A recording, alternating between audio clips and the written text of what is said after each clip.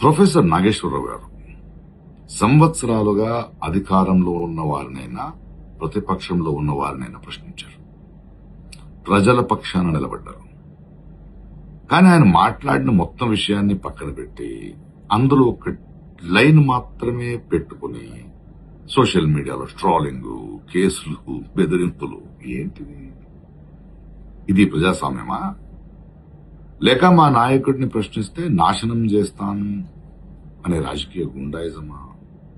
మీకు నిజంగా ఒక్క మాట తప్పనిపిస్తే దానికి ఆధారాలు అడగండి, రాజకీయంగా కౌంటర్ ఇవ్వండి.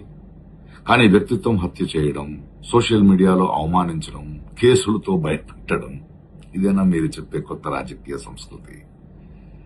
నాగేశ్వరరావు గారు చంద్రబాబు గారిని ప్రశ్నించారు, పవన్ కళ్యాణ్ గారిని ప్రశ్నించారు, కేసీఆర్ గారిని ప్రశ్నించారు, జగన్ గారిని ప్రశ్నించారు, రేవంత్ రెడ్డి గారిని ప్రశ్నించారు, బీజేపీని ప్రశ్నలు అడిగారు.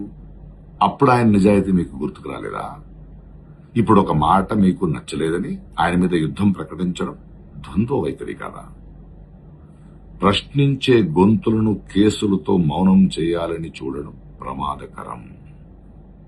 ఈరోజు నాగేశ్వరరావు గారు, రేపెవరో. ఇంకో విషయం, ప్రస్తుత రాజకీయ పరిస్థితుల్లో ఏ పార్టీ ఎవరితో పొత్తు పెట్టుకున్నారు, ఎవరు పట్టులో ఉన్నారని అందరికీ అన్నీ తెలుసు. So please stop this nonsense and behave yourselves. Nageswara Rao గారు, మీ అండగా మేమున్నాం. Keep up the good work.